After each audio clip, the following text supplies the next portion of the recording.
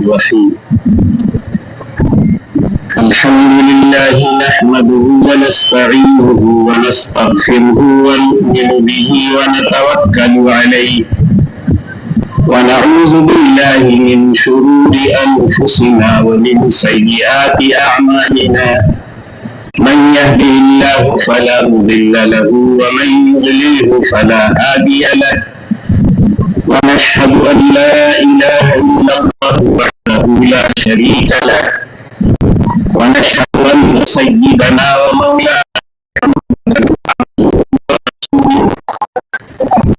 أما بعد أعوذ بالله من الشيطان الرجيم بسم الله الرحمن الرحيم يا أيها الذين آمنوا ادخلوا في السلم كافة ولا تتبعوا خطوات الشيطان إنه لكم عدو مبين صدق الله میرے بھائیوں دوستوں اور ساتھیوں، کل سے اجتماع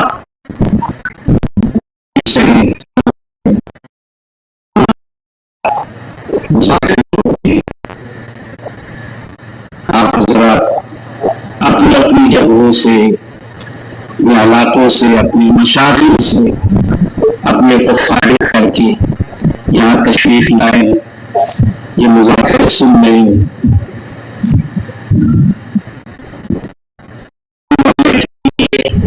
اللہ کی باتوں کا کہنا سننا یہ غذا ہے، جیسے غذا جسم میں توانائی پیدا کرتی ہے۔ آدمی غذا کھاتا ہے تو قوت پیدا ہوتی ہے، پھر اپنے کاموں کو آسانی سے انجام دیتا ہے۔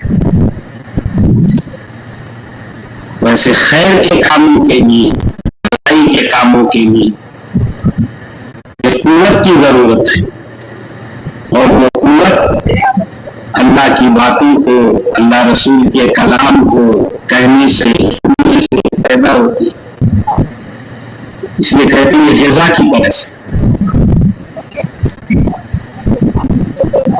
اللہ نے زبان دی ہے لیکن کان کو دیے،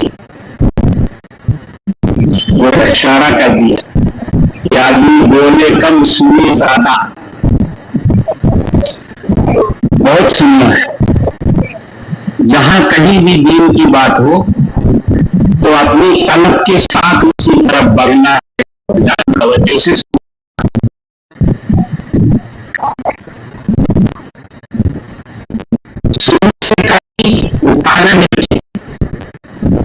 موقع ملے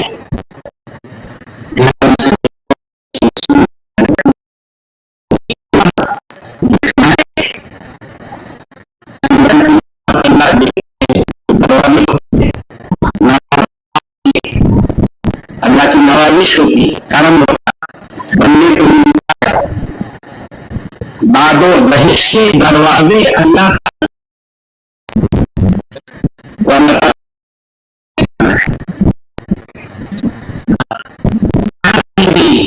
اور جب کبھی بات ہو اور اللہ کی بات سننے کے لیے بلایا جاتا ہو تو آگے بڑھ کر دھیان توجہ سے ہمیشہ سننے کا ہمارا مزاج ہونا چاہیے۔ ایک مرتبہ رسول اللہ صلی اللہ علیہ وسلم نے فجر کی نماز پڑھائی، اور یہ اعلان کیا کہ بھائی نماز کے بعد بات ہوگی، سب لوگ بیٹھو، اور سب پہلے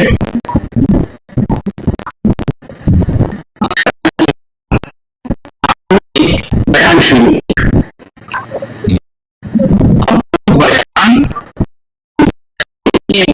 سے شروع ہوا تو مسلسل وہ چلتا رہا۔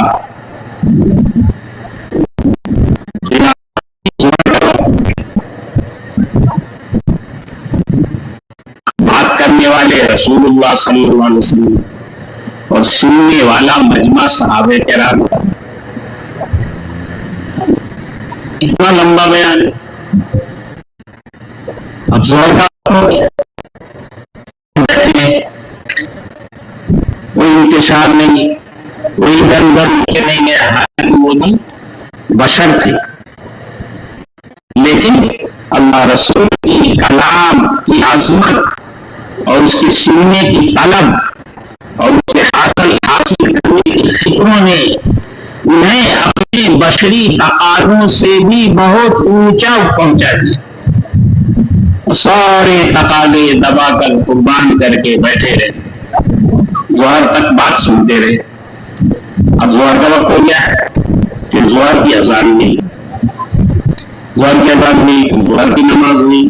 نماز کے بعد پھر آپ نے اعلان کیا کہ بھائی نماز کے بعد بات ہوگی. سب بیٹھو. اب پھر سارا مجمع بیٹھا. ہمارا بیان صبح کو تو اشراق تک ہوتا ہے، اور اشراق کے بعد تھوڑا بیان کرنے والا اگر بات لمبی کر دے تو مجمع میں اکتاہٹ شروع ہو جاتی، اٹھک بیٹھک چالو ہو جاتی. مختلف تقاضے ہوتے سامعین کو، وہ بھی بیچارے مجبور ہیں اپنے تقاضوں سے، تو ختم کرنا پڑتا ہے. تو ان کا ناشتہ بھی گیا، چائے بھی گئی، اور سارے تقاضے ظہر کا، اور ظہر کی نماز ہوئی، اور نماز کے بعد پھر اعلان ہوا کہ اب بیٹھو ابھی بات ہوگی. اب پھر سب بیٹھے.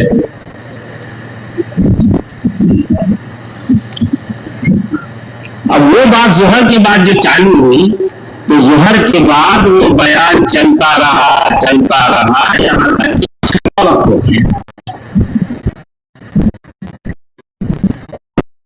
وہ بیان عصر تک چلا، وجہ سے ظہر تک، ظہر سے عصر. اب عصر کا وقت ہو گیا تو عصر کی اذان ہوئی، اذان نماز ہوئی،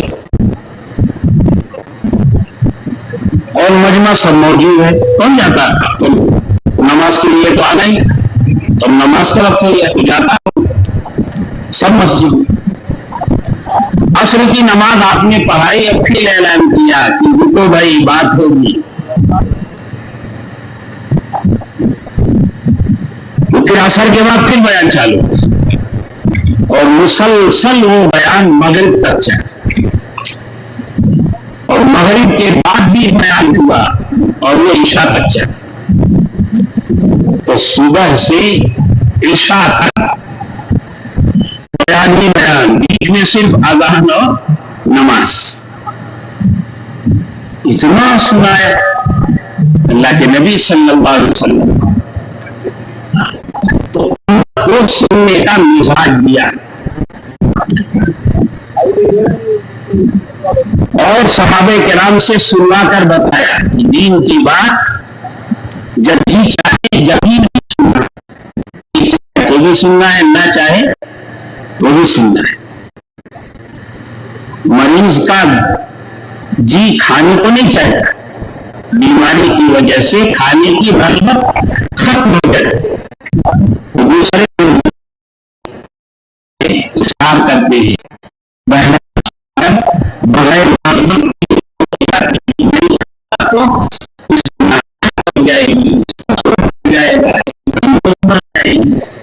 اور کھلاؤ کیسے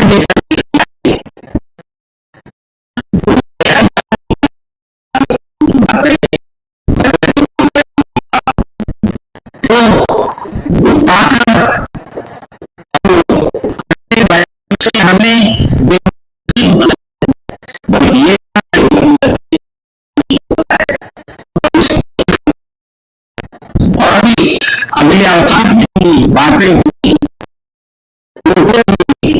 سے سننا ہے، توجہ سے سننا ہے، اور عمل کے ساتھ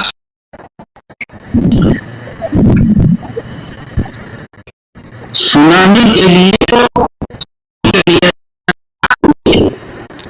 کانوں سے بات دماغ تک پہنچتی، لیکن ہم سے دماغ نہیں پہنچانا، کی دل میں اتارنا ہے، تو ایسا سنے کہ دل میں اتر جائے.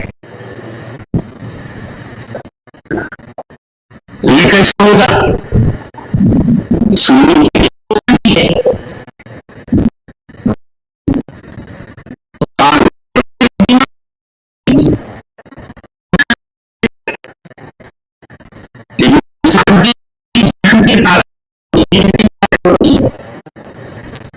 بات جب دل میں اترے گی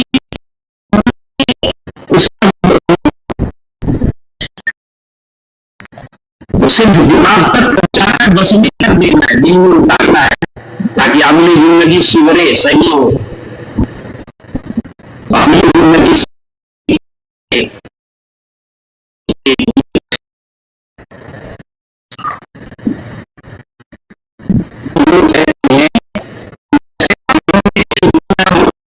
دروازے ہوتی ہیں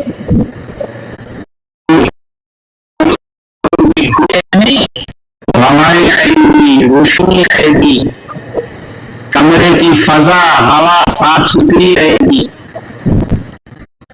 اور اگر کھڑکی نہیں، دروازے نہیں، تو باہر سے نہ روشنی آئے گی نہ ہوا آئے گی. فضا گھٹن والا ہو جائے گی، آدمی اس میں جانے کے بعد گھٹن محسوس کرے گا. جیسے کمروں میں کھڑکیاں دروازے ہوتے ہیں، ایسے اللہ تعالیٰ نے انسانوں کے دل میں دروازے بنائے ہیں، کھڑکیاں.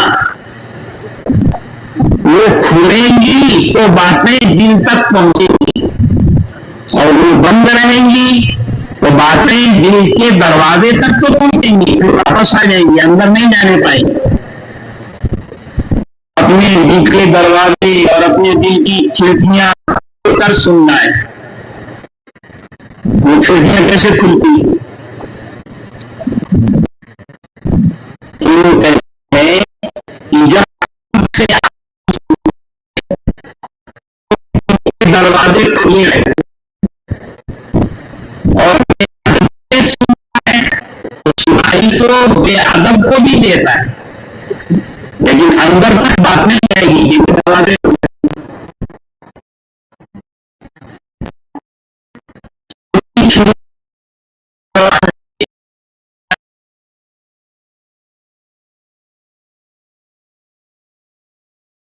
ہمیں ہر چیز کا ادب سکھایا گیا ہے. انسان ہے، انسان میں ادب کا فرق ہوتا ہے. کام تو وہ سارے جو جانور کرتے ہیں انسان بھی کرتا ہے، چلنا پھرنا کھانا سونا یہ سب جانوروں کے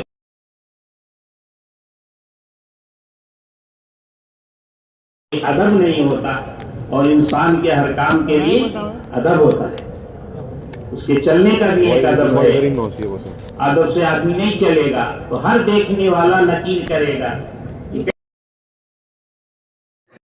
اس کے بیٹھنے کا بھی ایک ادب ہے، بیٹھے تو ادب سے بیٹھے، اگر بے ڈھنگے پن سے بیٹھے گا تو ہر دیکھنے والا احترام. یہ جانوروں کی طرح سے کیسے بیٹھا ہے؟ ہاں قرآن نے بھی کہا یأکلون کما تأکل الانعام. بہت سے لوگ ایسے ہیں جو کھانا ایسے کھاتے ہیں جیسے جانور کھاتے ہیں، یعنی بے ڈھنگے طریقے سے. تو انسان میں اور جانور میں فرق ادب اور بے ادبی کا ہوتا ہے. آدمی کے ہر کام کے لیے ایک سلیقہ مقرر ہے، ایک ادب مقرر ہے. تو ہمیں باتوں کے سننے کے بھی آداب دیے گئے. تو ادب سے سنیں گے تو بات اندر تک پہنچے گی. اللہ ہمیں صحیح سننے کی توفیق نصیب فرمائے. یہ جوڑ میں اجتماعات میں ایمان والوں کو دعوت دے کر خوشامد کر کے اور ترغیب دے کر جمع کیا جاتا ہے، بار بار جمع کیا جاتا ہے. کیوں جمع کیا جاتا ہے؟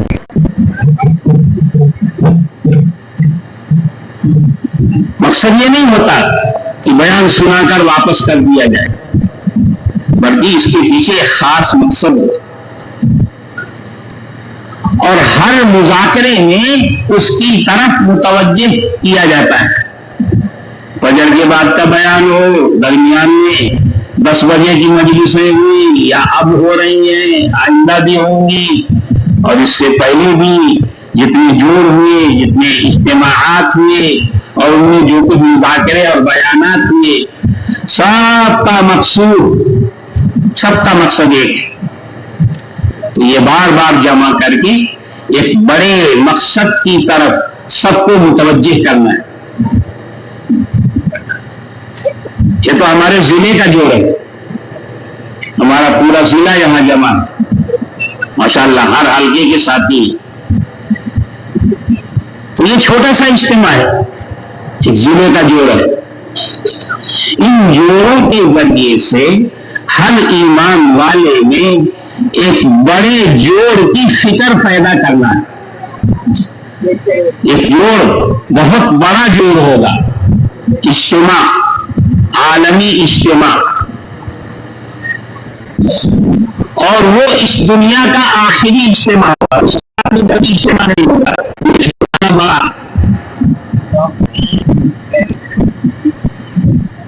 وہ اجتماع کون سا ہے؟ جس میں اولی آخری دنیا میں آنے والا ہر انسان اس اجتماع میں شریک ہوگا۔ جو دنیا سے جا چکے وہ بھی، جو دنیا میں رہ رہے ہوں گے وہ بھی، سب اس میں شریک ہوں گے، اور وہ اجتماع قیامت کا ہے، قیامت کا اجتماع۔ ان چھوٹے چھوٹے اجتماعات میں جمع کر کے مذاکروں کے ذریعے سے ہر آنے والے بھائی کے دل میں اس بڑے اجتماع کی فکر پیدا کرنا مقصود ہے، کہ ہر ایک کے اندر اس کی فکر پیدا ہو جائے کہ سب کو وہاں جانا ہے۔ آج تو تذکیر ہو رہی ہے، یاد دہانی ہو رہی ہے، مذاکرہ ہو رہا ہے، ترغیبیں دی جا رہی ہیں، اللہ کے راستے میں نکلنے کی ترغیب دے کر درخواستیں کی جاتی ہیں، جو لوگ تیار ہو جاتے ہیں ان کی ترتیبیں بنائی جاتی ہیں۔ تو آج کے جوڑ میں، آج کے اجتماع میں تو یہ سب ہو رہا ہے، لیکن اس جوڑ میں جو دنیا کا آخری جوڑ ہوگا، اور اس جوڑ میں حق تعالی شانہ کے سامنے ہر انسان کی حاضری ہوگی، اور ہر انسان اپنی پوری زندگی کا حساب دینے پر مجبور ہوگا۔ ہر ایک سے زندگی کا حساب دیا جائے گا، آپ کو بھی حساب دینا ہے، ہم کو بھی دینا ہے۔ جو ہم سے پہلے آ کے دنیا سے چلے گئے ان کو بھی وہاں جمع ہو کر اپنی زندگی کا حساب دینا ہے، ان کو بھی وہاں جمع ہونا پڑے گا، اور انہیں بھی اپنی زندگی دینے والے اللہ ہوں گے، اور انسان کی ایک ایک سانس کا حساب لیں گے۔ وہاں غلط بیانی نہیں چلے گی، وہاں جھوٹ نہیں چلے گا، وہاں بے چارگی نہیں چلے گی، وہاں کوئی عذر نہیں چلے گا، حساب دینا ہوگا اور سوال ہوگا، اور اس سوال کا ہر ایک سے جواب کا مطالبہ ہوگا۔ اب جو صحیح کرے گا وہ صحیح جواب دے گا، اور نہیں تو پکڑا جائے گا، اور اللہ کی پکڑ سے بچانے والا کوئی نہیں۔ تو وہاں سب کو پہنچنا ہے، اچھوں کو بھی، بروں کو بھی، جس نے کچھ کیا ہے اس کو بھی، نہیں کیا ہے اس کو بھی، سب کو وہاں پہنچنا ہے۔ آزادی کی زندگی گزاری تو اس کو اپنی آزادی کی نحوست لے کر وہاں پہنچنا ہے، اور جس نے دنیا میں پابندیوں والی زندگی گزاری تو اپنی پابندیوں کے ساتھ وہاں پہنچے گا، اس کو بھی اپنی زندگی کا حساب دینا ہے۔ عذر کوئی چلے گا نہیں، حساب میں یہ پوچھا جائے گا کہ یہ زندگی ملی تھی، اور یہ زندگی ہم نے اپنے کام کے لیے دی تھی، کہ دنیا میں جاؤ، ہمارے کام کو سمجھو، اور تمہاری زندگی میں ہم نے توانائیاں رکھی تھی، قوتیں رکھی تھی، صلاحیتیں رکھی تھی. اپنی ان صلاحیتوں کے ذریعے سے ہمارے مقصد کو سمجھو، ہمارے کام کو سمجھو اور اس کو پورا کر کے آؤ. تو تم نے کیا کیا؟ ہم نے جو مقصد تمہیں دیا تھا اس مقصد کو کتنا پورا کیا؟ تو یہ حساب ہر ایک سے ہوگا، آپ سے بھی ہوگا. اور اگر کوتاہی ہے اور اللہ کی طرف سے اللہ ہم سب کی حفاظت فرمائے، گرفت ہو گئی تو کوئی بچانے والا نہیں، کوئی طرفداری کرنے والا بھی نہیں، کوئی آپ کی مدد کرنے والا نہیں، نہ اپنا نہ پرایا کوئی نہیں ہوگا. تو اس اجتماع میں سب کو حاضر ہونا ہے. ان چھوٹے چھوٹے اجتماعات میں بلا کر ہر بھائی کو اسی کی فکر پیدا کرنی، بس وہ فکر پیدا ہو جائے، کام بن جائے. اس کی طرف متوجہ کرنے کے لیے ساری، کیونکہ وہ بڑا اہم مسئلہ ہے. انسان کی زندگی میں بہت سارے مسائل، تھوڑی دیر میں آدمی کام کر کے تھک جاتا ہے، وہ آرام کی ضرورت ہو، تھک گئے تھوڑا آرام کرنا چاہیے. وہ زندگی کا ایک مسئلہ ہے، راحت و آرام ہونا. دھوپ میں رہتے ہیں تو تھوڑی دیر میں گرم ہو جاتی ہے، تو سایہ چاہیے، سایہ مسئلہ ہے، تو سایہ چاہیے. آدمی کام کرتا ہے یا دھوپ میں رہتا ہے، پیاس لگتی ہے تو پانی چاہیے. پانی اس کی زندگی کا مسئلہ ہے. کچھ وقت گزرنے کے بعد اندر سے کھانا کھانے کی رغبت پیدا ہوتی ہے، بھوک لگتی ہے. بھوک مٹانے کے لیے کھانا انسان کی زندگی کا مسئلہ ہے. یہ سارے مسائل ہیں اور اللہ نے ہماری زندگیوں کے ساتھ یہ مسائل بھی وابستہ کیے، جوڑے. ان سے ہم بے نیاز نہیں ہیں. بے شک یہ ہماری ضرورت نہیں. ہمیں بھوک مٹانے کے لیے روٹی کی ضرورت ہے، ہمیں پیاس مٹانے کے لیے پانی کی بھی ضرورت ہے، ہمیں اپنے تن کو ڈھانکنے کے لیے پانی کی ضرورت ہے، اپنے سر کو چھپانے کے لیے سائے کی بھی ضرورت ہے، سلائیوں کی بھی ضرورت ہے. یہ سب ہمارے مسائل ہیں، ہماری ضرورتیں ہیں. لیکن ان ضرورتوں کی حیثیت کیڑے مکوڑوں جیسی ہے.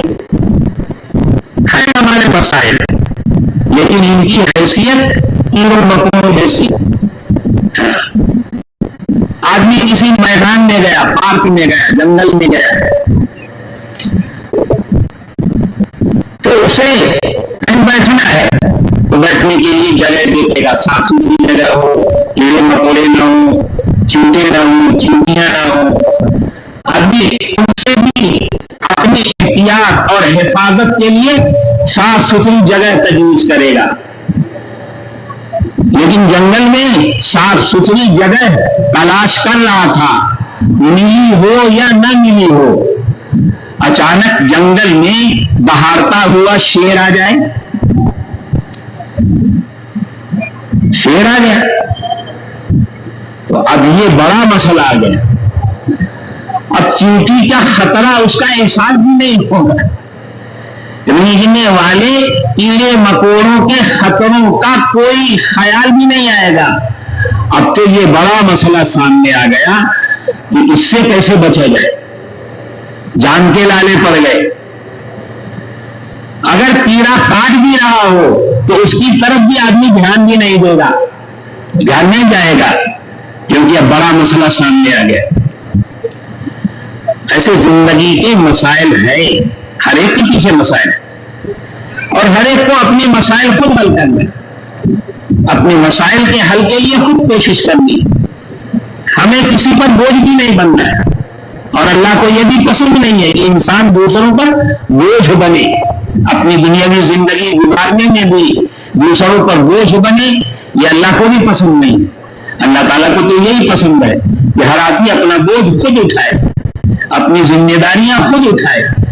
بلکہ پسندیدہ بندہ تو وہ ہے جو دوسروں کا بھی بوجھ اٹھائے، دوسروں کی ذمہ داریاں اوڑھ لے، دوسروں کی مشکلات اپنے اوپر اوڑھ لے، دوسروں کے مسائل اپنے اوپر اوڑھ لے، دوسروں کے مسائل کو حل کرنے میں آدمی اپنی صلاحیتیں خرچ کرے۔ اللہ کو یہ بندہ پسند ہے، نہ کہ دوسروں پر بوجھ بننا۔ تو اپنے مسائل ہمیں خود حل کرنے ہیں، لیکن یہ مسائل بہت چھوٹے چھوٹے مسائل ہیں۔ بڑا مسئلہ یہ ہے کہ مرنے کے بعد موت منہ کھولے کھڑی ہے، اور کب آ جائے پتہ نہیں۔ مرنے کے بعد اللہ کی بارگاہ میں حاضر ہونا ہے اور زندگی کا حساب و کتاب دینا ہے، یہ بڑا مسئلہ ہے۔ اس مسئلے کی فکر جس دل میں پیدا ہو جاتی ہے، دنیا کے مسائل اس کی نگاہ میں کیڑے مکوڑے بن جاتے ہیں۔ میرے بھائیوں، دوستوں، بزرگوں، ان مذاکروں سے یہی مقصود ہے کہ اللہ کے سامنے حاضر ہونے کے بعد ہمارا کیا ہوگا؟ اللہ پوچھیں گے عمر کہاں کھپائی، اپنی زندگی کہاں گزاری، اپنی جوانی کہاں گزاری؟ غفلت میں نوجوانوں کی زندگی تیری میری میں اور بیکاری کے مشغلوں میں گزر جاتی ہے۔ اگر یوں ہی گزرتی رہی تو یہ بڑے سخت نقصان اور خسارے کی بات ہے۔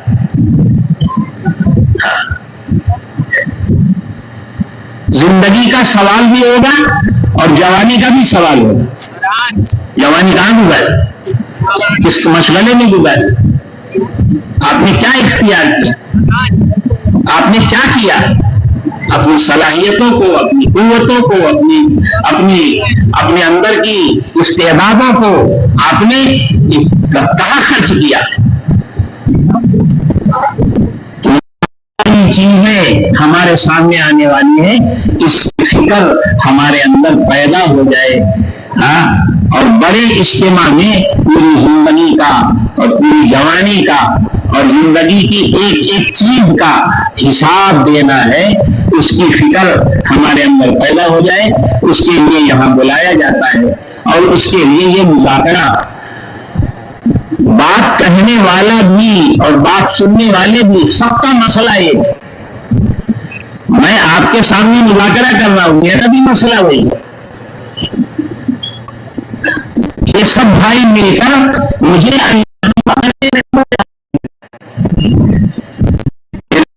اگر کوتاہی ہوئی اور آپ سب مجھے اللہ کی پکڑ سے بچانا چاہیں تو نہیں بچا سکتے، کوئی کسی کے کام نہیں آ سکتا۔ یہ ایسا مسئلہ ہے کہ ہر ایک کو اس مسئلے کا حل خود کرنا پڑے گا۔ تو یہاں بلا کر میرے بھائیوں، دوستوں، بزرگوں، اس بات کی فکر پیدا ہو جائے اور اس بات کا احساس پیدا ہو جائے اور اس بات کی سنجیدگی سے زندگی میں گنجائش پیدا ہو جائے اور ہماری زندگی کا یہ رخ بن جائے، اس کے لیے یہاں بلایا جاتا ہے اور بار بار جوڑا جاتا ہے اور بار بار مجلسوں میں مذاکروں کے ذریعے سے اس فکر کو جگایا جاتا ہے۔ فکر ہے لیکن فکر مری ہوئی، زندہ نہیں ہے۔ مذاکروں سے کیا کرتے ہیں؟ وہ مری ہوئی فکروں کو بیدار کیا جاتا ہے، یہ فکر جاگ جائے، بیدار ہو جائے، سمجھے صاحب، آدمی میں شعور پیدا ہو جائے، احساس پیدا ہو جائے، تاکہ اپنے مسئلے کے حل کے لیے ہر آدمی متوجہ ہو جائے۔ کیونکہ جب تک زندگی ہے تب تک موقع ہے، زندگی ختم ہو گئی اور کب ختم ہوگی پتہ نہیں، تو پھر موقع ہاتھ سے جاتا رہے۔ اس لیے ابھی کرنا ہے، یہ ایسی چیز نہیں ہے کہ اس کو آدمی ٹال دے۔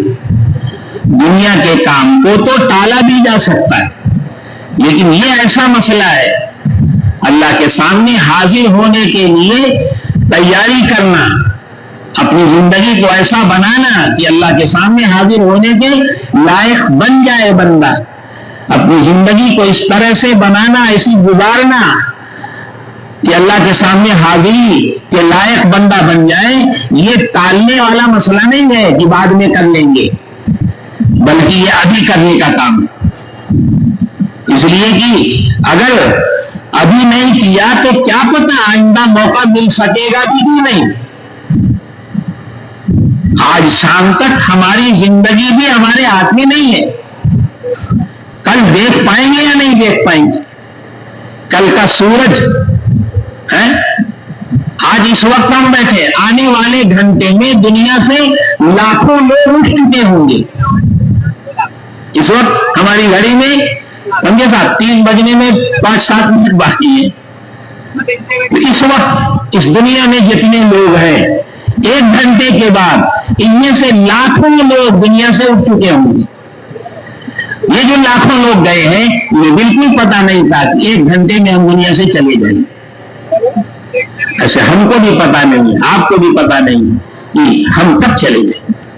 اس لیے یہ ایسی چیز نہیں ہے کہ اسے آدمی ملتوی کرے, اسے آدمی مؤخر کرے. اگر وقت آ گیا اور تیاری نہیں کی, اپنے کو بنایا نہیں, اپنی زندگی کو سدھارا نہیں, اپنی زندگی کو صحیح رخ پر لائے نہیں, اور اچانک دنیا سے چلے گئے, تو پھر سدھارنے کا اور تلافی کرنے کا کوئی موقع ہم آگے ملنے والا نہیں اور کوئی کام آنے والا نہیں. رسول اللہ صلی اللہ علیہ وسلم نے آخرت کی زندگی کی اہمیت مختلف مثالوں سے سمجھائی. حدیثوں میں مثالیں دے کر اس مسئلے کو سمجھایا ہے. یہ ہماری زندگی کا اصل مسئلہ, زندگی کے مسائل تو بے شمار ہیں اور وہ بھی ہمارے مسائل ہیں, اس کا انکار نہیں ہے, لیکن وہ چھوٹے چھوٹے مسائل ہیں, وہ کیڑوں مکوڑوں جیسے مسائل ہیں. بڑا مسئلہ یہ ہے کہ اللہ کے سامنے حاضر ہونے کے لیے جن جن چیزوں کی تیاری کی ضرورت ہے وہ تیاری ہوئی کہ نہیں ہوئی, یہ بڑا مسئلہ ہے. اور یہ ایسا مسئلہ ہے دنیاوی مشاغل میں, دنیا کے کھانے پینے, کپڑے لتے, مکان, سواری, تو دوسروں کے تعاون سے بھی یہ تقاضے پورے ہو جاتے ہیں. آپ کو سفر پہ جانا ہے, آپ کے پاس سواری نہیں ہے, کوئی دوسرا اپنی سواری پر آپ کو سوار کر سکتا ہے, یا آپ درخواست کر کے کسی سے لفٹ مانگ سکتے ہیں, مدد مانگ سکتے ہیں. وہی فلاں جگہ جانا ہے, آپ کے پاس سواری ہے, میرے پاس اس وقت سواری کا انتظام نہیں ہے, آپ پہنچا دیں تو احسان ہوگا. آپ مدد مانگ سکتے ہیں, دوسرا مدد کر سکتا ہے. کھانا نہیں ہے, کھانا مانگ سکتے ہیں. بہت سے لوگ ہیں کھانا مانگ کر اپنی ضرورت پوری کر لیتے ہیں, اپنی بھوک مٹا لیتے ہیں. لیکن میرے بھائیوں, آخرت کی تیاری میں زیادہ کمی تو دور کی بات ہے, ایک نیکی کی کمی بھی اگر پڑ گئی تو پوری دنیا کے تمام انسانوں میں ایک انسان بھی آپ کو ایسا نہیں ملے گا جو آپ کی ایک نیکی کی کمی کو پورا کر دے. مدد اور نصرت اور تعاون کے یہ نقشے صرف دنیا میں ہیں. دنیا چھوٹ جانے کے بعد کوئی کسی کی مدد بھی نہیں کر سکے. رسول اللہ صلی اللہ علیہ وسلم نے مسائل آخرت کی اہمیت سمجھائی. ایک آدمی سے اللہ حساب لیں گے زندگی کا, اس کا حساب ہوگا, کتاب ہوگا, تو اس کی نیکیوں میں ایک نیکی کی کمی رہ جائے گی. تو کہ تیرے پاس ایک نیکی کی کمی ہے, تیرا ٹھکانا تو جہنم ہوگا. وہ اللہ سے مہلت مانگے کہ اللہ مجھے مہلت دے دے, ایک نیکی کا انتظام کر کے میں آپ کی خدمت میں پھر حاضر ہوتا ہوں. ٹھیک ہے جا. اب وہ ماں سے جائے گا, ایک نیکی کی بھیک مانگے گا, ماں نہیں دے گی. باپ سے مانگے گا, باپ بھی نہیں دے گا. اپنی اولاد سے مانگے گا, اپنی زندگی بھر کا, اپنے احسانات کا واسطہ دے کر ایک نیکی کی بھیک اپنی اولاد سے مانگے گا. لیکن اولاد بھی ایک نیکی کی کمی کو پوری نہیں کر سکے گی. وہ نہیں پورا کر سکے گا. ایک نیکی کی کمی اپنے زندگی میں اگر آ گئی تو یہ کمی ہمارے طرز عمل سے ہی پوری ہوگی, وہ نہیں پورا کر سکے گا.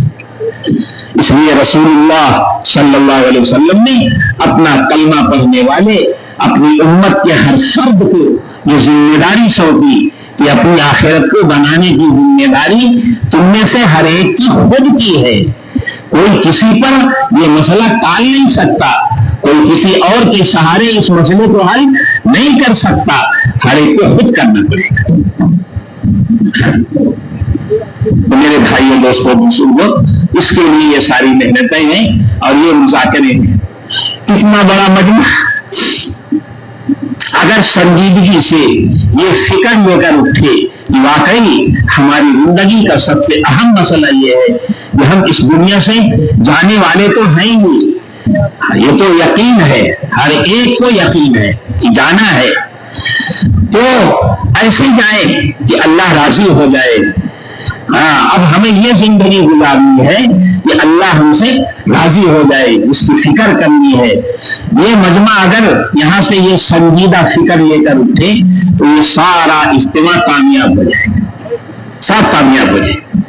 یہ بلیاں، یہ پترے، یہ لائٹیں، یہ مائی، یہ مذاکرے سب قابل اجر بن جائے گا اور سب کی اللہ کے یہاں پذیرائی ہوگی.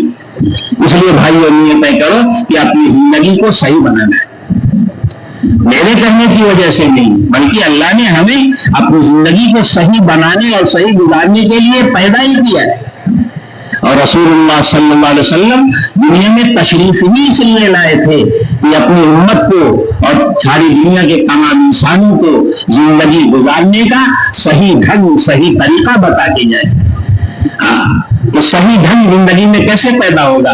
جب اس کی صورت یہ ہے کہ آدمی کے اندر یہ فکر پیدا ہو جائے کہ اللہ کے سامنے حاضر ہونا ہے، اپنی زندگی کا حساب و کتاب دینا ہے. کیا آج میری زندگی ایسی ہے کہ میں اللہ کے سامنے پیش ہونے کے لائق ہوں؟ میں ایسا بن گیا کہ اللہ کے سامنے حاضر ہونے کے لائق ہوں؟ اسی بہلول پنے میں اور اسی غفلت اور حماقت کی زندگی میں اگر آپ سے کوئی یوں کہے کہ آپ کو فلاں افسر نے بلایا ہے، آپ کو حاضر ہونا ہے، تو ایسے حاضر ہو جائیں گے. آدمی اس کے سامنے حاضر ہونے کے لیے اپنے آپ کو سدھارے گا، صحیح کرے گا. اللہ تو رب العالمین ہے، خالق کائنات ہے، اس کے سامنے تو اپنے آپ کو کتنے سدھر کر جانے کی ضرورت ہے، یہ ہر آدمی کو خود سوچنے کی ضرورت ہے. اس لیے بھائیو دوستوں بزرگوں، اللہ ہم سب کو اس کی توفیق نصیب فرمائے. آپ بھی نیت کر لو انشاءاللہ اپنی زندگی کو صحیح بنانا. اب یہ زندگی صحیح کیسے بنتی؟ ایسے سوچ لینے سے، میری باتیں کہہ لینے سے تو زندگی صحیح نہیں بنے گی. دنیا کی زندگی، سمجھے صاحب، دنیا کی زندگی کو دنیاوی حالات کے اعتبار سے عافیت والی بنانے کے لیے تو دنیا کے ساز و سامان کی ضرورت ہوتی. دنیا کی زندگی عافیت والی بن جائے، ڈھنگ کا کھانا ملنے لگے، ڈھنگ کا کپڑا ملنے لگے، ڈھنگ کا گھر ہو جائے جس میں آدمی عزت اور راحت کے ساتھ زندگی گزار سکے، تو یہ دنیاوی حالات کے اعتبار سے دنیا کی زندگی بنانے کے لیے سو جتن کرنے پڑتے. آخرت کی زندگی تو بڑی کٹھن زندگی ہے، اس کے لیے تو کیا کرنا پڑے گا؟ تو ان چیزوں سے تو آخرت کی زندگی نہیں بنے گی. کھانے سے، کمانے سے، کپڑوں سے، سواریوں سے، مکانوں سے. بہت اچھا مکان بنا لیا تو آخرت کی زندگی تو اچھا مکان بننے سے نہیں بن جائے گی. بہت اچھی گاڑی آپ نے خرید لی تو آپ کی اچھی گاڑی سے آپ کی آخرت نہیں بن جائے گی. بہت اچھے کپڑے آپ نے بنا لیے، پہن رہے ہیں، تو آپ کے اچھے کپڑوں سے آپ کا خدا راضی نہیں ہو جائے گا. کھانوں سے، کپڑوں سے، سواریوں سے، مکانوں سے، روپیوں سے، دولت سے، دھن سے اور عہدوں سے اور ملک و مال کی تمام شکلوں سے حق تعالی شانہ راضی نہیں ہوتے اور آخرت کی زندگی نہیں بنتی اور آدمی کی زندگی اس لائق نہیں ہوتی کہ وہ خدا کے بارگاہ میں حاضر ہونے کے لائق ہو جائے. وہ زندگی بنانے کے لیے تو اللہ نے دین اتارا ہے. دین اتارا ہے. دنیا کی زندگی بنانے کے لیے دنیا کی محنتیں بنائی ہیں، محنت کے نقشے بنائے ہیں. ہر آدمی اسے سیکھتا ہے، کرتا ہے، اسے کہنا نہیں پڑتا.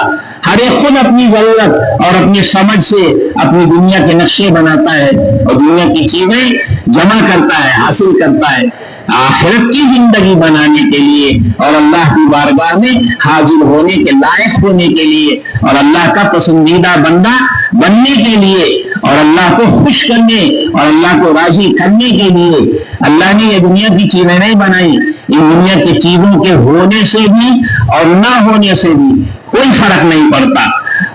اللہ نے آخرت کی زندگی بنانے کے لیے اللہ نے دین اتارا ہے۔ آدمی زندگی میں دینداری آئے، ایک ہوتی ہے دین دانی اور ایک ہوتی ہے دینداری۔ تو دین دانی سے بھی کام چلنے والا نہیں، آدمی دین جانتا ہے لیکن زندگی میں دینداری نہیں ہے، تو یہ جاننا تو وبال بن جائے گا، یعنی جان کر بھی دین کے ساتھ زندگی نہیں گزار رہا ہے تو بہت بڑا وبال ہے۔ تو صرف دیندانی کافی نہیں ہے، دینداری کے ساتھ زندگی میں دینداری کا ہونا ضروری ہے۔ اللہ نے دین اتارا ہے، محنت کر کے زندگی میں دین داخل کیا جائے، اپنی زندگی کو دینداری والی زندگی بنا لی جائے۔ تو زندگی جب دینداری کی بنتی ہے تو اللہ کے سامنے حاضر ہونے کے لائق بندہ بن جاتا ہے اور آخرت کی زندگی بن جاتی ہے، اور آخرت کی زندگی جب بن جائے تو اللہ تعالیٰ اس کی دنیا اجڑنے نہیں دیتے، دنیا میں بھی اللہ اسے خوشحال زندگی دیتے۔ وعدہ ہے ان کا، تم اپنی محنتوں سے اپنی کوششوں سے دینداری والی زندگی اختیار کر لو، جب تمہاری زندگی دینداری والی بن جائے گی تو تمہاری دنیا بھی اللہ خوشگوار بنا دیں گے۔ یہ اللہ کا وعدہ ہے۔ اگر اللہ اپنے وعدے میں سچی، آدمی وعدے کی خلاف ورزی کر سکتا ہے، اللہ اپنے وعدے کے خلاف نہیں کرتے۔ من عمل صالحا من ذکر او انثى وهو مؤمن فلنحيينه حیاتا طیبہ۔ اللہ تعالیٰ ارشاد فرماتے ہیں تم میں سے جو بھی ہو، مرد ہو یا عورت ہو، تم میں سے جو بھی ہو، جو شخص بھی اللہ کی پسندیدہ زندگی اختیار کر لے، سمجھے، دینداری والی زندگی اختیار کر لے، ایمان و عمل والی زندگی اختیار کر لے، تو اللہ تعالیٰ شان لوگ وعدہ فرماتے ہیں بڑی تاکیدوں اور بڑی قوت کے ساتھ۔ اللہ تعالیٰ یہ وعدہ فرماتے ہیں ہم اس دنیا ہی میں مزیدار زندگی ایسے لوگوں کو دے دیں گے جو دنیا میں دیندار بن کر زندگی گزارنے لگتے ہیں۔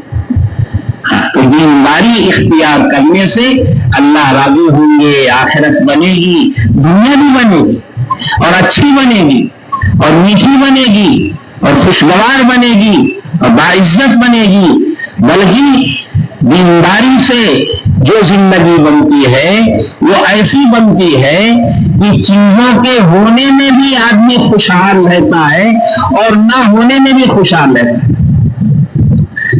آدمی دیندار بن جائے تو بیمار ہو کر بھی خوشحال ہو سکتا ہے اور تندرست ہو کر بھی خوشحال ہو سکتا ہے۔ تو اللہ سے تندرستی کہے گا تو اللہ تندرستی دے دیں گے، اور اللہ سے بیماری میں بھی خوشحالی مانگے گا تو بیماری میں بھی خوشحالی دیں گے۔ ایک صحابی خاتون تھی رضی اللہ تعالی عنہ، تو ان کو مرگی کی بیماری تھی۔ اب آپ سب جانتے ہیں مرگی کی بیماری لگ جائے تو آدمی بیچارہ بے اختیار ہو جاتا ہے، کہیں بھی دورہ پڑ جائے آدمی بے دھڑاک گر جاتا ہے، اسے اپنا حال اپنے ہوش ٹھکانے نہیں رہتے۔ وہ خاتون تھی تو ان کو مرگی کی بیماری، تو کبھی بھی دورہ پڑ جاتا، دورہ پڑتا تو گر جاتی اور ہوش و حواس معطل ہو جاتے، تو بہت پریشان ہوئی۔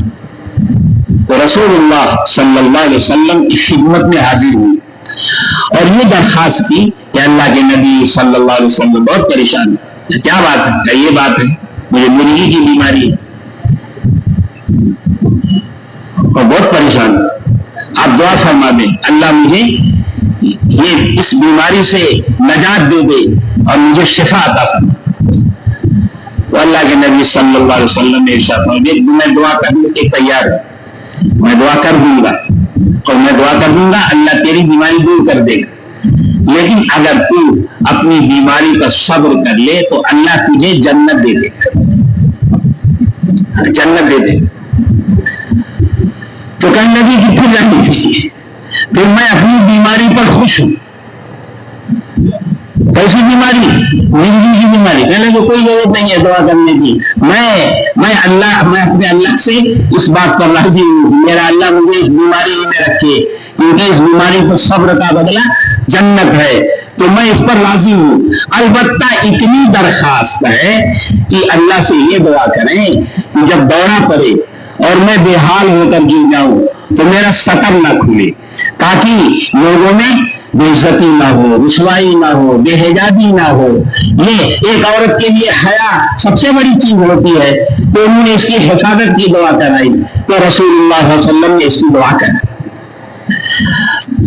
اب بتاؤ یہ کیفیت اگر مل جائے تو جیسے جن کو مرگی نہیں ہوتی اور وہ خوش خرم زندگی گزارتے ہیں، یہ خاتون مرگی کی بیماری کے ساتھ بھی خوش خرم زندگی گزار رہی ہے، تو جب دینداری آتی ہے تو بیماریوں میں بھی خوشحالی ملتی ہے اور تندرستی میں بھی خوشحالی ملتی ہے، اور دین نہ ہو تو بیمار بھی پریشان اور تندرست بھی کیا ہوتا ہے، وہ بھی پریشان۔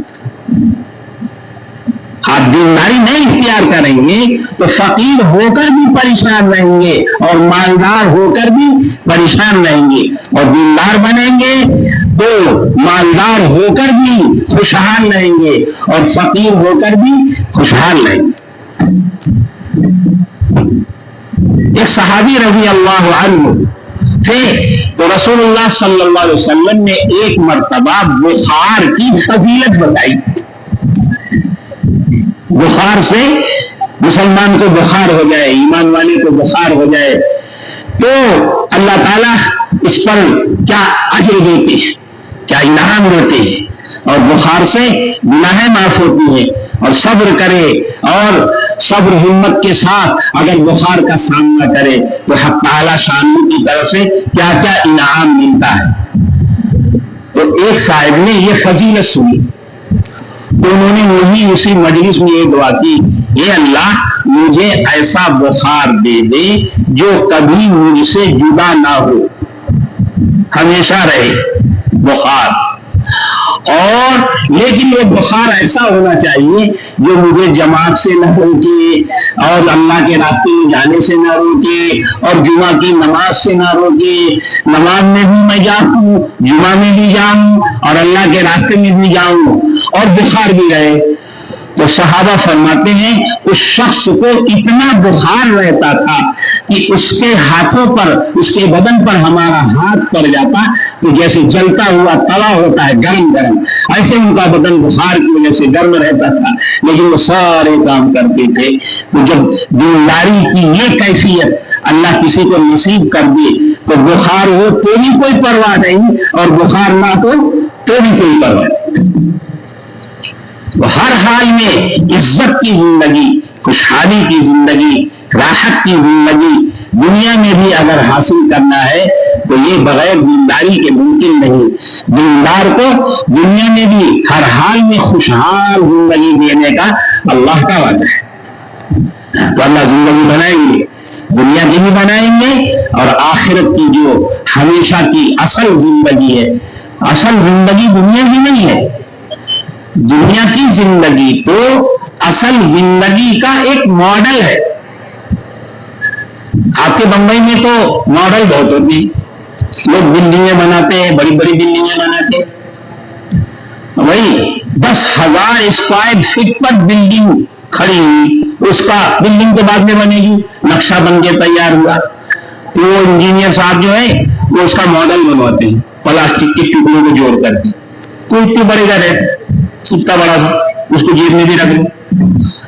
اب اصل بلڈنگ تو 10,000 اسکوائر فٹ کی اور اس کا ماڈل تو 4x4 انچ کا ہے جو آپ کی جیب میں آ جائے گا، مگر اس ماڈل میں پہلا مالا، دوسرا مالا، تیسرا مالا، چوتھا مالا، پانچواں مالا، کتنے روم، کتنے کمرے، وہ سب اس میں جگہ جگہ سیٹ ہے، یہاں کھڑکی، یہاں دروازہ، یہاں یہاں وہ ماڈل نہیں سکتی. کیا بھائی؟ یہ گرین اسکوائر ہے، یہ گرین اسکوائر 10 منزلہ بلڈنگ گرین اسکوائر ہے، 10 منزلہ بلڈنگ یہ اتنی بڑی، یہ ماڈل ہے. ایسے کاروں کے ماڈل ہوتے ہیں.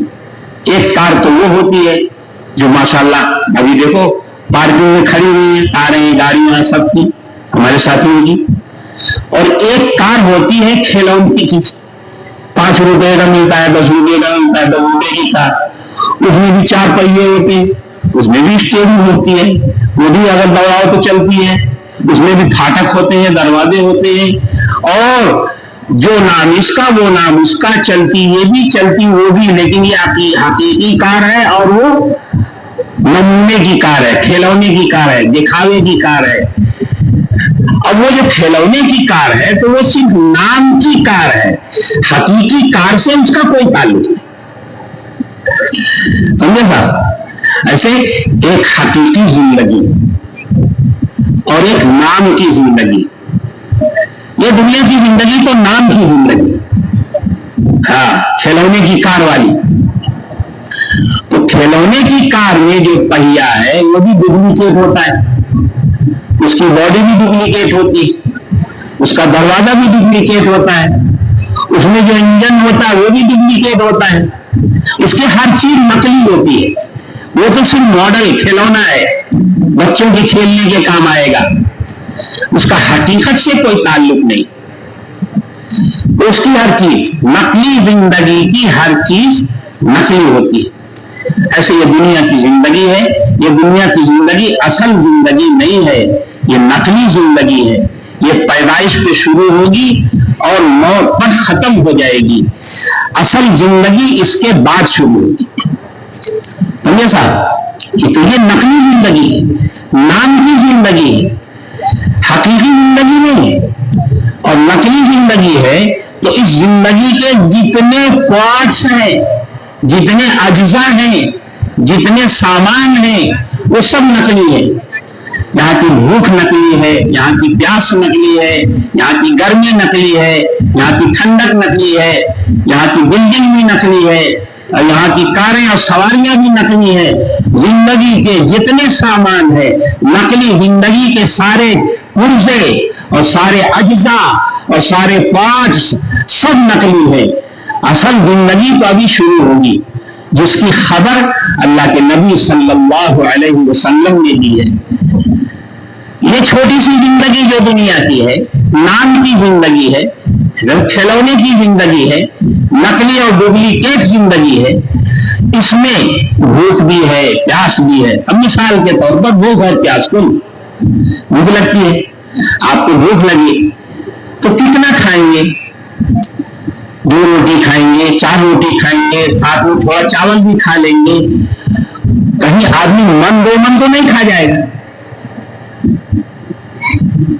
پیٹ بھرنے کی بقدر 2-4 روٹیاں کھائے گا، 2-4 لقمے چاول کے کھائے گا، کچھ اور کھائے گا، فروٹ میٹھا سیدھا جو کچھ بھی کھانا ہے کھائے گا. اس کے بعد اس کی بھوک جو تھی نقلی والی بھوک وہ مٹ گئی. تو بھوک نقلی تھی اور کھانا بھی نقلی. نقلی کھانے سے نقلی بھوک مٹانی، لیکن وہ پھر لگے گی 2-4 گھنٹے کے بعد. ابھی کھایا ہے تو شام کو پھر کھانا پڑے گا، شام کو کھایا ہے تو صبح پھر کھانا پڑے گا، صبح کو کھایا ہے تو دوپہر کو پھر کھانا پڑے گا. یہ تو بار بار آتی رہے گی اور تھوڑے تھوڑے غذاؤں سے یہ بھوک مٹ جائے گی. نقلی بھوک تھی، نقلی غذاؤں کی تھوڑی سی مقدار سے اس بھوک کا انتظام ہو گیا. لیکن اوریجنل بھوک جو اوریجنل زندگی کا ایک حصہ ہوگی وہ بڑی بھیانک. اس کی خبر اللہ کے نبی صلی اللہ علیہ وسلم نے دی ہے. انسان اس دنیا سے چلا گیا اور جب اس کا جنازہ اس کے گھر سے اٹھتا ہے 4 کی کندھوں پر، تو اس جنازے میں حق تعالی شانہ ایسی بھوک ڈال دیتے ہیں، دنیا میں جتنا کھانا ہے سب جمع کر کے اسے کھلا دیا جائے اور وہ کھا دیے تب بھی اس کی بھوک مٹنے والی نہیں، یہ بھوک آنے والی ہے۔ اور جس دن حقیقی آخرت کی زندگی شروع ہوگی پہلے ہی دن یہ بھوک سامنے آئے گی، اس بھوک کا انتظام کہاں سے کرے گا؟ وہاں تو یہ نقلی روٹی بھی نہیں ہوگی، یہ نقلی کھانے بھی نہیں ہوں گے، اور بھوک اتنی بھیانک۔ ہاں تو اوریجنل زندگی کی حقیقی بھوک وہ آ گئی مسئلہ بن کر، ابھی قبر میں نہیں پہنچے ہیں، ابھی گھر سے جنازہ اٹھا ہے اور پیٹ میں اتنی بڑی بھوک ہے کہ دنیا کے سارے غذائی سامان، حضور کہہ رہے ہیں، رسول اللہ صلی اللہ علیہ وسلم ارشاد فرما رہے ہیں کہ سارا غذائی سامان جمع کر کے بھی اسے کھلا دیا جائے تب بھی اس کی بھوک مٹنے والی نہیں۔ تو آدمی دنیا کی بھوک کا انتظام کر کے خوش نہ بولے، بلکہ یہ حماقت ہوگی کہ نقلی بھوک کی تو اتنی پرواہ تھی کہ زندگی بھر اسی میں پڑا رہا، اور اس اصلی بھوک کے انتظام کے لیے کوئی انتظام نہیں کیا تو خون کے آنسو رونا پڑے گا۔ ایسے ہماری زندگی کا ایک مسئلہ پیاس ہے،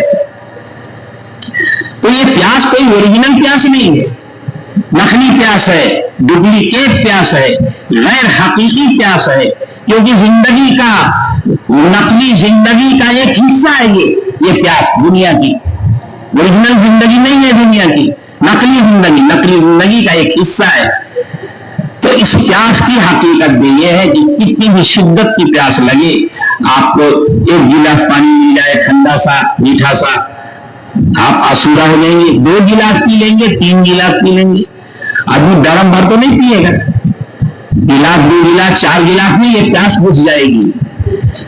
تو نقلی زندگی میں نقلی پیاس تھی، اور نقلی پیاس چھوٹی ہوتی ہے، وہ تھوڑے سے پانی کی مقدار سے بجھ گئی لیکن پھر لگے گی، تو پھر پانی کا انتظام کرنا پڑے گا، پھر پینا پڑے گا، وہ بار بار پینا پڑے گا، وہ تو زندگی کے ساتھ یہ نقلی پیاس ہے، تھوڑے سے پانی سے بجھ گئی۔ رسول اللہ صلی اللہ علیہ وسلم ارشاد فرماتے ہیں انسان اس دنیا سے جب جائے گا تو اس کے جنازے میں، جو گھر سے جنازہ اٹھا ہے نا، اس کے جنازے میں، اس کے حلق کے اندر حق تعالی شانہ ایسی پیاس پیدا فرما دیتے ہیں جو سمندر کے پانیوں سے بھی نہیں ملے گی۔ سمندر، جتنے سمندر دنیا میں ہیں سب شربت بنا دیے جائیں، سب کو میٹھا پانی اور شربت بنا دیا جائے اور اسے پلا دیا جائے اور وہ پی بھی لے، تب بھی رسول اللہ صلی اللہ علیہ وسلم ارشاد فرماتے ہیں اس کی پیاس بجھنے والی نہیں۔ تو وہ ہے حقیقی مسائل۔ ابھی تو آخرت کی زندگی کا پہلا دن ہے، اور پہلے ہی دن اتنے بھیانک مسائل سامنے آ گئے، اس کا انتظام کیسے ہو؟ اللہ نے یہ چھوٹی سی زندگی دی ہے، اس چھوٹی سی زندگی کو وہاں کی تیاری کے لیے دی ہے، وہاں کی تیاری کر لو۔ دنیا کی زندگی بھی ہے، اور دنیا میں پیاس ہے، بھوک ہے، گرمی ہے، سردی ہے، اس کو بھی حل کرنا ہے، اس کی بھی محنت کرنی ہے، اس سے موقع نہیں ہے، لیکن سب کچھ یہی کا نہیں ہے، یہ تو نقلی ہے، تھوڑا سا ہے۔ ایک بڑے اللہ والے سے کسی شخص نے پوچھا کہ ہمیں ایک نصیحت کر دیجیے، اور بہت مختصر ایسی نصیحت کر دو کہ ہمارے عمل کے لیے وہ کافی ہو جائے، اور لمبی چوڑی ہوئی نہیں، وہ مختصر۔ تو انہوں نے کہا 2 جملے نے سن لے پوری مختصر سی نصیحت۔ تو کیا نصیحت کی؟ تو انہوں نے کہا اعمل للدنیا بقدر مقامک فیہا، دنیا کے لیے اتنی محنت کرو جتنا دنیا میں رہنا ہے، وعمل للآخرۃ بقدر مقامک فیہا، اور آخرت کے لیے اتنی محنت کرو جتنا آخرت میں رہنا ہے۔ تو دنیا میں رہنا ہے تو دنیا کی محنت بھی کرنی ہے، لیکن دنیا میں تو بہت کم رہنا ہے، تھوڑے دن رہنا ہے، مختصر سی زندگی رہنا ہے، تو دنیا کی محنت، دنیا کی رہائش کے بقدر کی جائے، اور باقی اپنی زندگی کو آخرت کی محنت میں اور آخرت کی تیاری میں لگایا جائے۔ یہ ہے کامیاب انسان کی زندگی کا راستہ۔ اللہ تعالیٰ نے ہمیں مسلمان بنایا ہے. ہم مسلمانوں کی دنیا کی بھی آخرت کی کامیابی کے لیے یہ راستہ تجویز کیا ہے کہ آخرت کی تیاری کے لیے دین کی محنت کر کے اپنی زندگی میں دین لاؤ اور اپنی زندگی میں دینداری پیدا کرو. تو تمہاری دینداری سے تمہاری آخرت تو بنے گی ہی, اللہ تمہاری دنیا بھی بنا دے گا, تمہاری دنیا بھی بہترین بنائے گا. دنیا کی مشکلات اللہ تمہاری دعاؤں سے حل کرے گا. اپنے اندر دینداری کی سچائی اور دینداری کی حقیقت پیدا کر لو تو دنیا کی آخرت کے مسائل کے حل ہونے کے ساتھ ساتھ دنیا کے مسائل بھی بہترین طریقے سے اللہ تعالیٰ حل کرے گا. دنیا کے مسائل انہوں نے جن کو دین ملا اور جنہوں نے دین کے ذریعے سے کامیابی سمجھ لی, سمجھے صاحب, آدمی سمجھ کے مطابق چلتا ہے نا, تو انہوں نے سمجھ لی کہ دین سے آخرت کے مسئلے بھی حل ہوتے ہیں تو دنیا کے مسئلے بھی حل ہوتے ہیں. تو دنیا کے مسئلے بھی انہوں نے اسی دینی محنتوں سے دنیا کے مسئلے بھی حل کیے. پانی نہیں تھا تو پانی کا مسئلہ دین سے حل کیا. کپڑے نہیں ہیں تو کپڑے کا مسئلہ دین سے حل کیا. کھانا نہیں ہے تو کھانے کا مسئلہ دین سے حل کیا. سواری نہیں ہے تو سواری کا مسئلہ دین سے حل کیا. مکان نہیں ہے تو مکان کا مسئلہ دین سے. دنیا کے جتنے مسائل انسان کے ہو سکتے ہیں, بلکہ بات تو ایسے مسائل بھی جن کا کوئی حل دنیا میں ہے ہی نہیں, وہ بھی اللہ نے دینی راستے سے حل کر دی. ایک صحابی تھے, اللہ کے راستے میں جہاد کر رہے تھے اللہ کے راستے میں, تو ان کی آنکھ پر چوٹ لگی, دشمن کا وار چلا تو آنکھ باہر آ گئی. اب وہ آنکھ ہاتھ پہ نہیں, اپنی آنکھ اپنے ہاتھ. اب اس کا علاج تو نہیں ہو سکتا دنیا میں. اگر ایسا کسی کو حادثہ پیش آ جا سکتی ہے, اگر کسی کو ایسا حادثہ پیش آ جائے تو یہاں تو اب یہ ناقابل علاج ہوگا. اب وہ اپنی اپنے ہاتھ پہ لے کر رسول اللہ صلی اللہ علیہ وسلم کی خدمت میں حاضر ہوئے. رسول اللہ صلی اللہ علیہ وسلم, یا رسول اللہ ایسا حادثہ پیش آیا. اچھا اللہ تو اپنی آنکھ دے دے. تو رسول اللہ صلی اللہ علیہ وسلم کے دستے مبارک میں وہ آنکھ رکھی, ان نے رکھی. آپ صلی اللہ علیہ وسلم نے ان کی آنکھ پر وہ آنکھ لگا کر اور یوں چپکا دی اور ہاتھ پھیر دیا. تو وہ آنکھ ایسی روشن, خوبصورت اور ایسی بہترین ہو گئی کہ دوسروں کی آنکھوں سے زیادہ خوبصورت, پہلے سے بھی زیادہ خوبصورت اور روشنی والی بن گئی. تو اللہ نے دین میں اندھیرا نہیں رکھا ہے, دین میں تنگی نہیں رکھی ہے, دین میں کوئی کمی نہیں ہے. اللہ نے آپ کو جو دین دیا ہے اپنے نبی کے ذریعے سے, وہ دین کامل دین ہے. اس کامل دین میں آخرت کی ساری کامیابیاں تو ہیں ہی. رسول اللہ صلی اللہ علیہ وسلم کے کامل دین میں دنیا کی بھی ساری کامیابیاں اللہ نے رکھی ہیں. انسان دنیا میں بھی اعلیٰ درجے کی کامیابی دینداری کے راستے سے حاصل کر سکتا ہے. اور میرے بھائیوں, دوستوں, بزرگوں, اگر دینداری نہ رہی تو دنیا کے نقشے انسان کو کامیاب نہیں بنا سکتے. مال سے انسان مطمئن نہیں ہو سکتا, دولت سے انسان خوشحال نہیں ہو سکتا, عہدوں سے انسان باعزت نہیں بن سکتا, اور دنیا کی چیزوں سے انسان مطمئن زندگی نہیں گزار سکتا. یہ اللہ تعالیٰ کے منصوبے کے خلاف ہے. اللہ تعالیٰ خود ارشاد فرماتے ہیں, وَمَنْ أَعْرَضَ عَنْ ذِكْرِي فَإِنَّ لَهُ مَعِيشَةً ضَنْكًا وَنَحْشُرُهُ يَوْمَ الْقِيَامَةِ أَعْمَىٰ. جو شخص میرے دین سے اعراض کرے گا تو یہ بات ہماری طرف سے طے ہے کہ ہم اس کی زندگی کو تنگ بنا کے چھوڑیں. تو بغیر دین کے دنیا میں باعزت زندگی نہیں حاصل ہو سکتی, اطمینان کی زندگی نہیں حاصل ہو سکتی, عزت و سکون کی زندگی نہیں حاصل ہو سکتی, اور آخرت کی تو سوال ہی نہیں پیدا ہوتا. اور دونوں جہان میں اگر کامیابی حاصل کرنی ہے تو اللہ نے ہمیں اپنے نبی پاک صلی اللہ علیہ وسلم کے ذریعے سے یہ مبارک دین دیا ہے. اس اس اجتماع میں آپ کو بلا کر اور ہم سب کو جمع کر کے ان مذاکروں کے ذریعے سے یہی فکر پیدا کرنے مقصود ہے کہ اللہ کی بارگاہ میں سب کو حاضر ہونا ہے، اپنی زندگی کا حساب و کتاب دینے کے لیے سب کو وہاں جانا ہے۔ کوئی وہاں جانے سے بچ نہیں سکے گا، بھاگ نہیں سکے گا، چھپ نہیں سکے گا، کہیں اور نہیں جا سکتا، سب کو وہاں حاضر ہونا ہے۔ اور جب تک خدائے پاک راضی نہ ہو تب تک آخرت کی زندگی نہیں بن سکتی، اور اللہ تعالیٰ کی رضامندی کے لیے دینداری کا ہونا ضروری ہے، اور دینداری دین کی محنت سے آتی ہے۔